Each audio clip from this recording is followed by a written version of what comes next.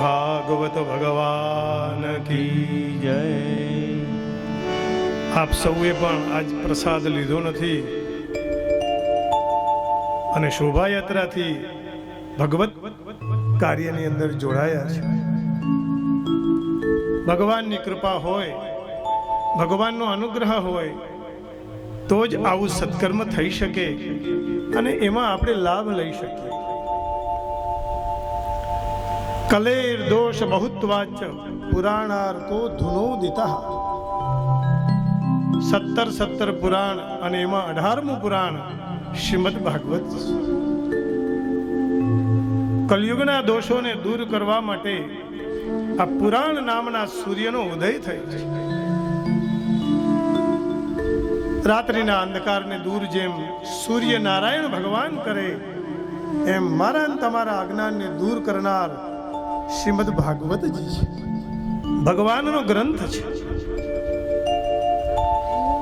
નદીઓમાં જેમ ગંગાનું મહત્વ છે, પુષ્પોમાં જેમ ચંપાનું મહત્વ છે, એમ શાસ્ત્રોમાં શ્રીમદ ભાગવતજી સર્વથી ઉપરી છે, સર્વોત્તમ છે। શ્રીમદ ભાગવત એ સમાધિ ભાષા છે। કેટલા બધા પુરાણો, વેદો તો પરોક્ષવાદી છે, પણ શ્રીમદ ભાગવતજી મને તમને ભગવાન પ્રત્યે આપણી સમક્ષ જ ઈશ્વરની પ્રત્યે સ્નેહ ઉત્પન્ન કરાવનાર એવો દિવ્ય ગ્રંથ છે। કલયુગમાં આપણું આયુષ્ય ઓછું અને કામ ઝાઝા।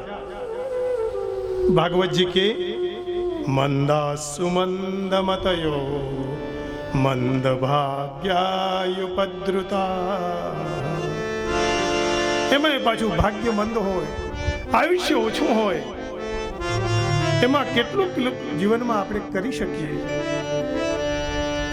આ કળીકાળની અંદર મારીને તમારી બુદ્ધિ સંસારમાં કુંઠિત થઈ જાય છે।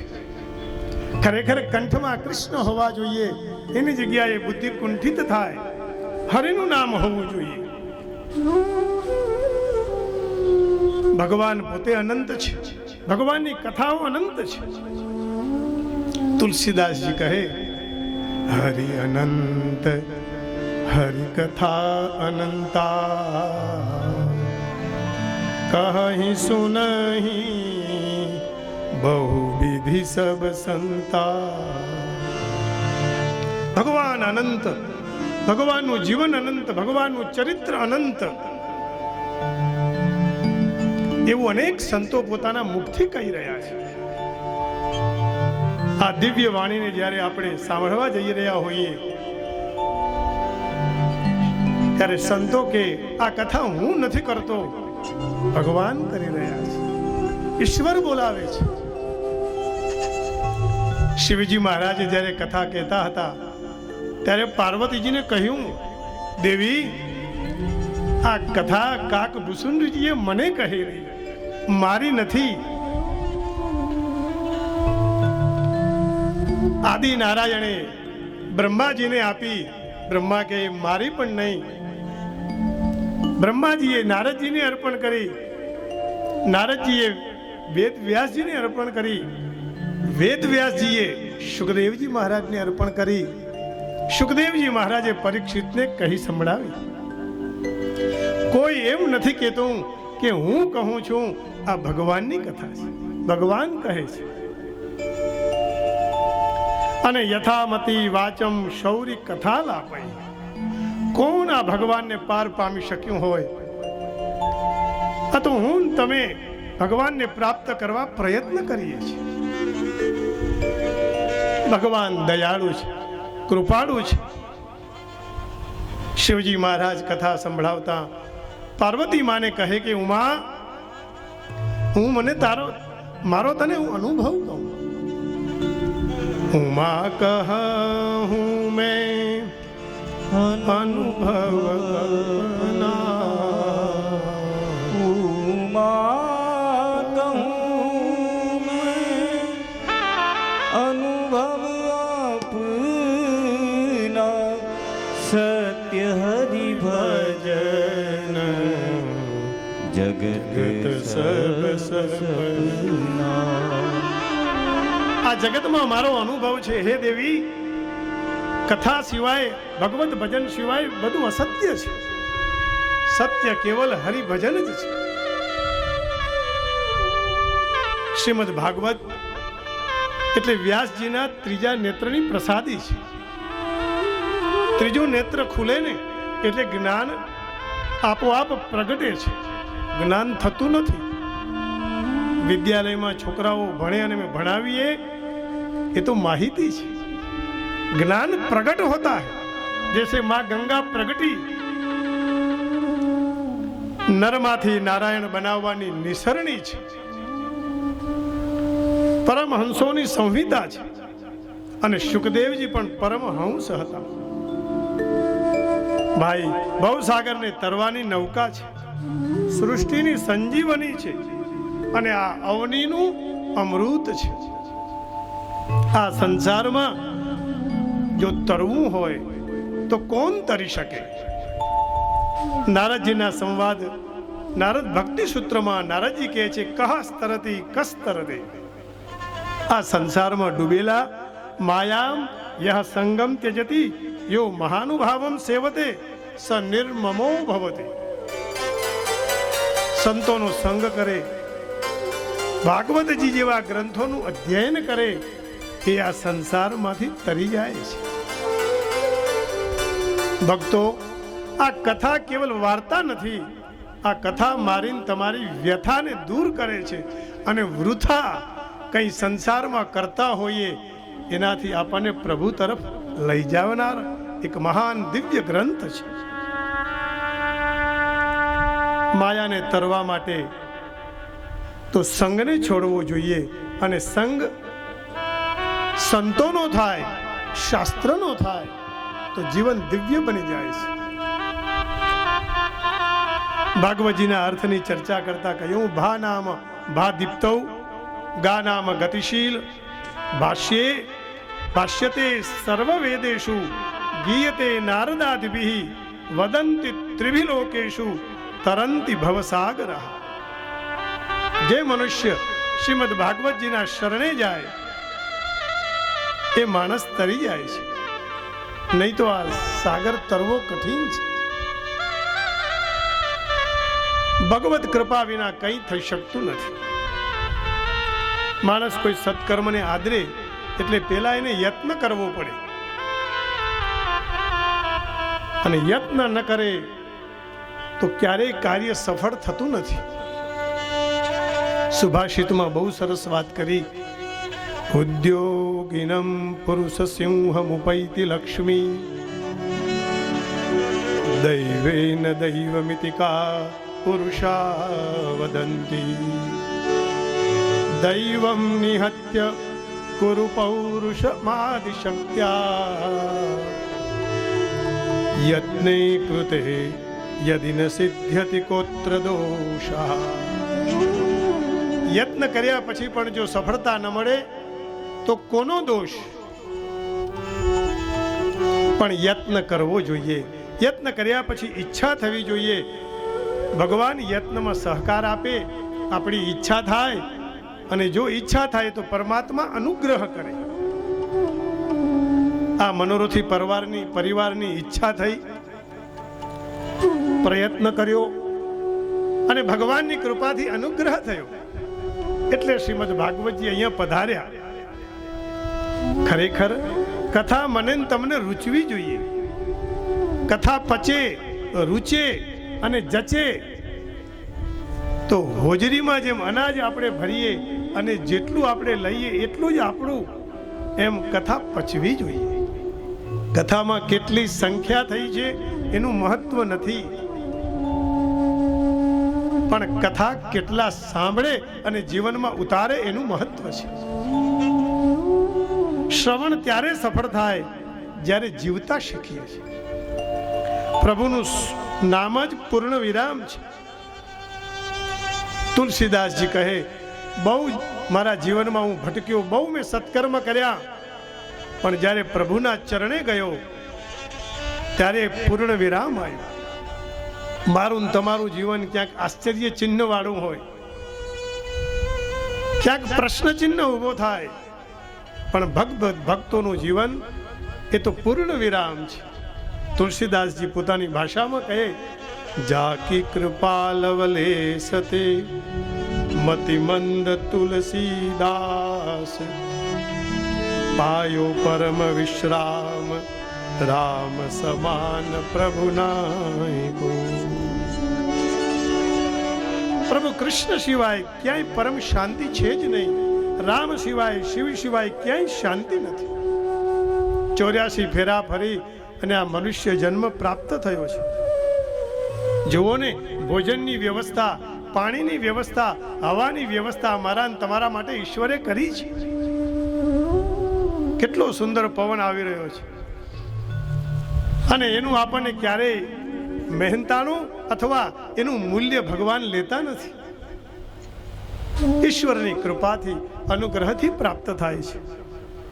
ભગવાન કહે છે કે સત્સંગીને સંસાર ક્યારેય બાંધતો નથી. મદવાર્તા યાતયામાનમ ન બંધાય ગૃહામતા. ભાઈ, ગ્રહસ્થને ત્યાં જ ભગવાન જન્મ લે છે. સંન્યાસીને ત્યાં તો ક્યાંથી જન્મ લઈ શકે? આપ જુઓ, અત્રિને ત્યાં અંશુયા, વશિષ્ઠ, અરુંધતી, કપિલ, દેવહૂતિ, એક એકને ત્યાં આ સંતો પધાર્યા છે. એટલે કહ્યું, આ ભાગવતજી ભા કીર્તિવાચકો શબ્દ. ભા શબ્દ એ કીર્તિવાચક છે. ભગવાનના ગુણગાન ગાવાનું કહે છે. ગકાર જ્ઞાનવાચક, જ્ઞ છે એ જ્ઞાનવાચક છે. આ બે વસ્તુ ભેગી થાય તો વૈરાગ્ય આવે. વૈરાગ્યમ યેન આયાતિ તરંતી સાગરમ જના. શ્રીમદ ભાગવતજીનો આ પરિચય છે. અમારા ગુરુજી કહેતા કે પરિચય વિના કોઈની સાથે પ્રેમ થતો નથી. પરિચયેન પ્રીતિ ભવતી. એ આ ભાગવતજીનું મહાત્મ્ય. લૌકિક તૃષ્ણાઓનો અંત ત્યારે આવે, પૂર્ણ વિરામ ત્યારે થાય ત્યારે પ્રભુ કૃપા થાય. અને પ્રભુ કૃપા થાય ને પછી હરિના નામને વાવીએ તો એમાંથી હરિનું નામ જ ઉગે. બાજરો વાવીએ તો બાજરો ઉગે, ઘઉં વાવીએ તો ઘઉં ઉગે. એમ હરિના નામને રોપીએ ને તો એમાં ભક્તિના ફળ લાગતા વાર નથી લાગતી.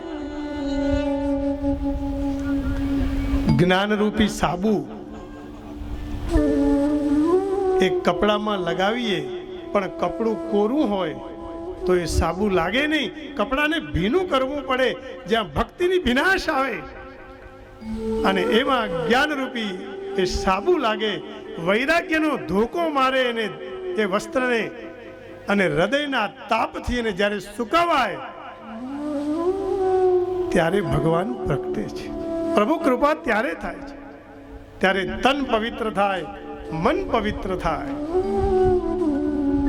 કલિયુગ કેવલ નામ આધારા, કલિયુગ કેવલ નામ આધારા. સુમિર સુમિર ભવ ઉતરો પારા. કલિયુગ કેવલ નામ આધારા. કલિયુગ કેવલ નામ આધારા. સુમિર સુમિર ભવ ઉતરો પારા. યાદ કરતા કરતા, પ્રભુનું સ્મરણ કરતા કરતા આ સંસારને પાર થઈ જાય. અરે માનવને કેવું પડે કે માનવ તું માનવ થા. વાનરને નથી કેવું પડતું કે તું વાનર થા. ગધેડાને કેવું નથી પડતું आप गद्दे हो वो तो है ही. मनुष्य को कहना पड़ता है कि हे मानव, मानव हो जाओ. કથાનો પ્રારંભ 9મી તિથિના છે. આ તિથિ પૂર્ણાંક છે. કથામાં આગળ આવશે ભગવાનનો જન્મ પણ 9મના. આ નવના ઘડિયાને જો આપણે ગણીએ ને તો 9 9 81, 8 ને 1 9 એમ ગણતા જઈએ. 9 દુ 18, 9 જ આવશે. સમયના અભાવે આપણે ભગવાનના કીર્તનમાં આગળ મસ્ત થઈએ. આ હરિનો માર્ગ છે સુરાનો, નહીં કાયરનું કામ. ભજન કરવું પડે, તપવું પડે, અને તપીએ ને તો પછી પતન નથી થતું, એ પરમાત્મા સાચવી લે છે. શ્રી રામ જય રામ, જય જય રામ.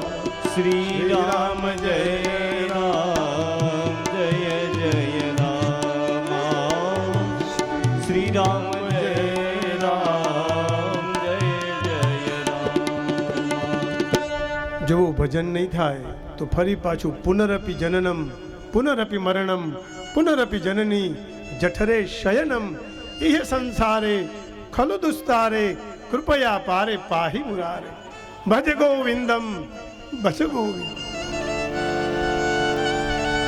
उसको याद करते करते पूरी रात हे कृष्ण हे गोपाल करते रहिए. प्रभु के नाम सिवा जगत में और कुछ है ही क्या. कोई संत बहुत सरस बात करता कि यदि हरि का नाम नहीं लिया तो अंत में पछताना ही पड़ेगा. એટલે કથામાં પ્રભુને પ્રાર્થના કરીએ કે મને સુધારવા માટે નહીં, આ જગતને સુધારવા માટે નહીં, ભગવાનમાં મારું મન લાગે, ભગવાનમાં પ્રીતિ થાય અને પ્રેમ થાય ને વિશ્વાસ થાય, શ્રદ્ધા જાગે, એટલે પ્રભુની કૃપા આપોઆપ ઉતરી જાય છે. એટલે બધા કથાકારો સત્સંગીઓ ગાય કે માટે કથામાં આવો આવો ભાઈ અને જીવનને દિવ્ય બનાવો. આવો ભાઈઓ આવો બહેનો કથા ગંગાના આવો ભાઈઓ આવો બહેનો કથા ગંગા વૈષ્ણવ બનવાનો મોટો છે લાવો.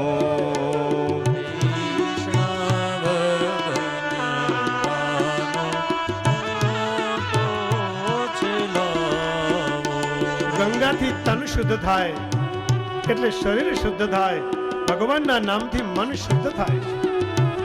કોઈ બજારમાં એવો સાબુ હજી સુધી કોઈ બનાવી નથી શક્યું કે જેનાથી મારું તમારું મન આ હૃદય શુદ્ધ થઈ શકે. પંડિતો એટલા માટે કહે અપવિત્ર પવિત્રો વા સર્વાવસ્થાં ગતો વિવા યસ્મરેત પુંડરીકાક્ષમ સબાયાભ્યંતરશ્રુતિ. અરે ભાઈ, બહારથી અને અંદરથી શુદ્ધ થવા માટે હરિના નામનો એક જ સાબુ છે. અને કથા મારે તમારે ભગવાનની પ્રીતિ પ્રાપ્ત કરવા છે. જગતને કોઈ સુધારી શક્યું નથી. ये नामुमकिन है कि दुनिया अपनी मस्ती छोड़ दे, इसलिए ये दिल तुम बेकार मस्ती छोड़ दे. जहाँ हरि का भजन नहीं है ना, वहां से अपने को कहीं दूर ले जाओ. ઓ રામની રીત અંતરમાં ઉતારો.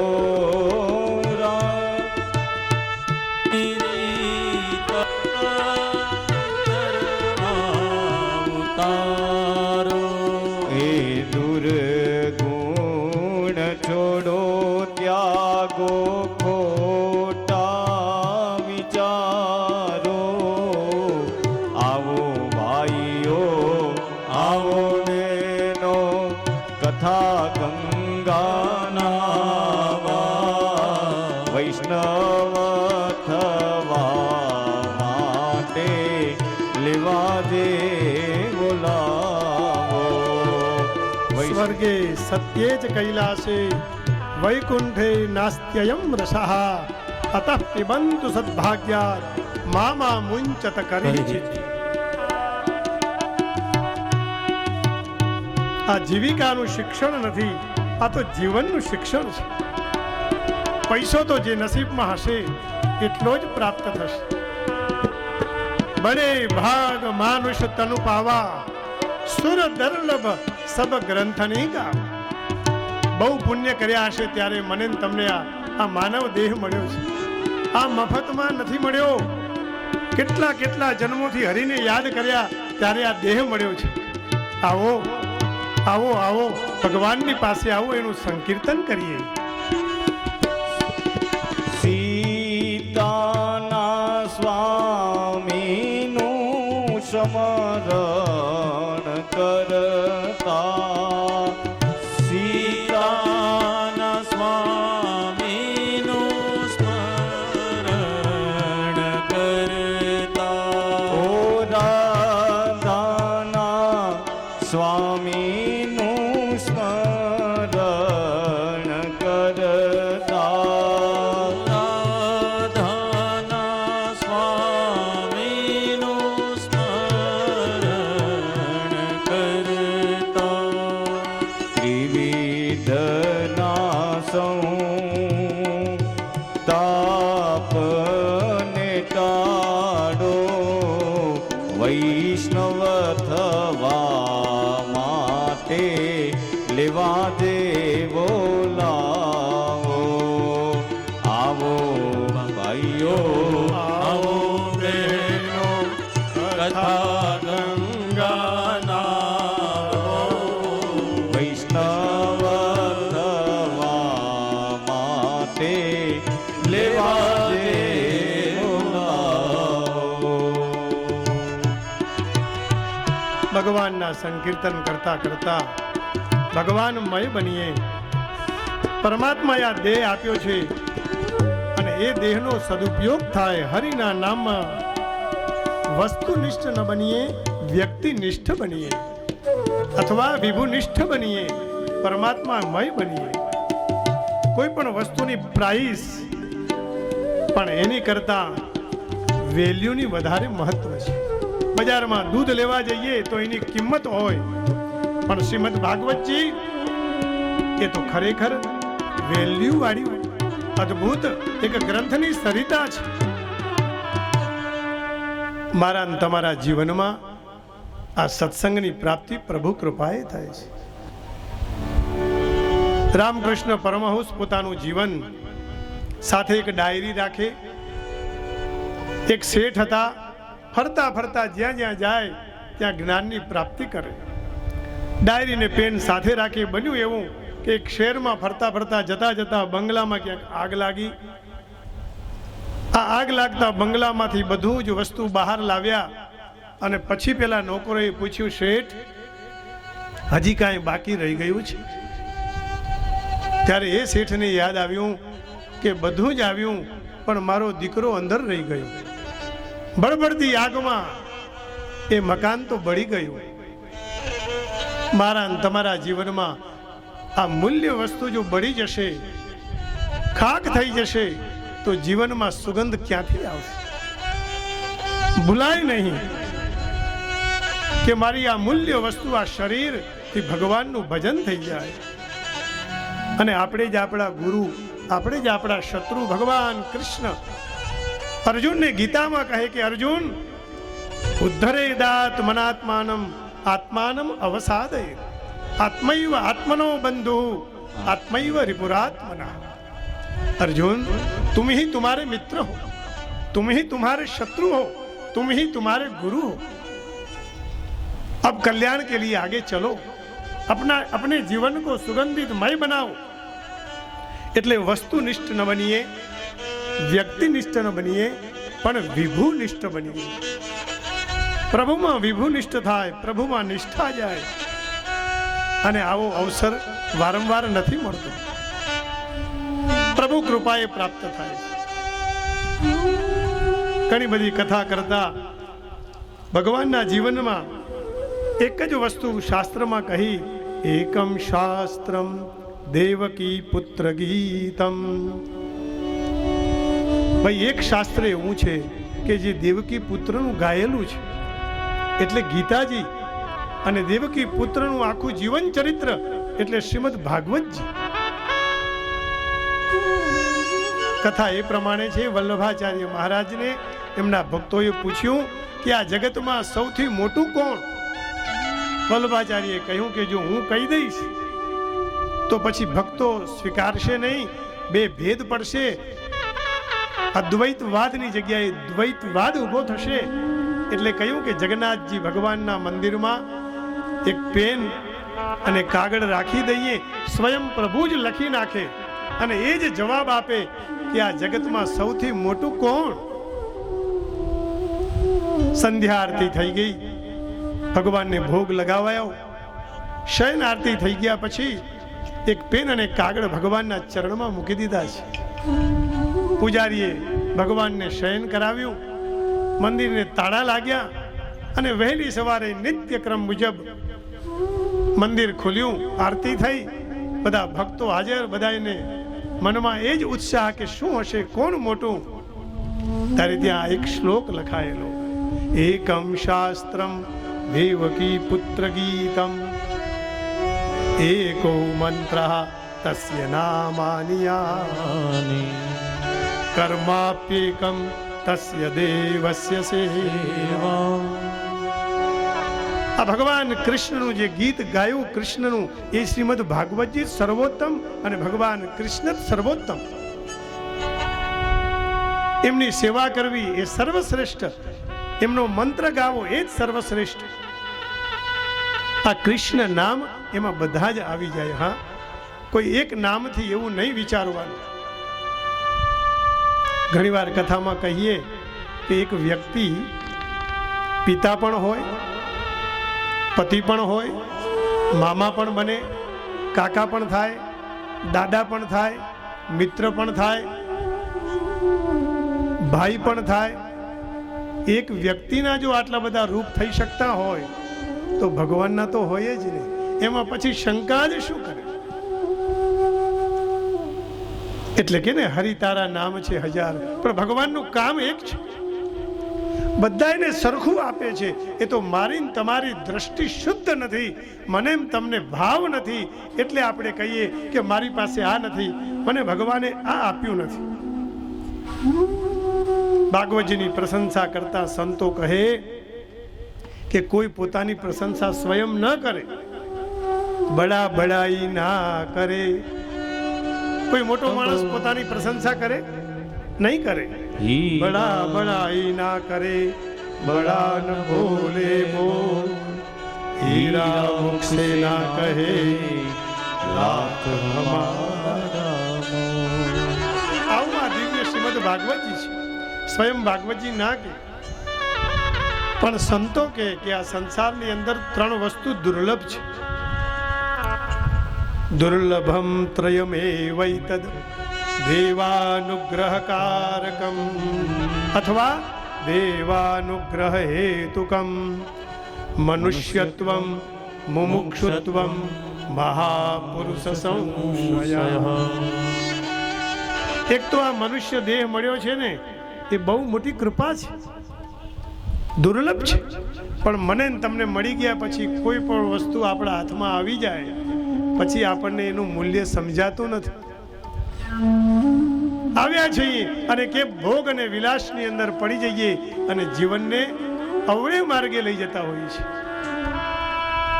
અરે કૂતરાને ભજન કરવું છે, ગાયને ગાવું છે, પણ નથી ગાઈ શકતા. કૂતરાને રામનું નામ લેવું છે, નથી લઈ શકતો. મને એમ તને ભગવાને જીભ આપી, કાન આપ્યા, હાથ આપ્યા, પગ આપ્યા. હસ્તૌ પવિત્રૌ યદિ દેવ કાર્યમ મુખમ પવિત્રમ યદિ રામ નામ. મસાલા ખાવાથી અથવા ગુટકા ખાવાથી આ મુખ પવિત્ર નથી થતું. મુખ ત્યારે પવિત્ર થાય જ્યારે એમાં હરિનું નામ. આ કાન ત્યારે પવિત્ર થાય એમાં હરિના નામનો પ્રવેશ. દુર્લભો માનુષો દેહો દેહિનામ ક્ષણભંગુરા તત્રાપી દુર્લભમ મન્યે વૈકુંઠ દર્શનમ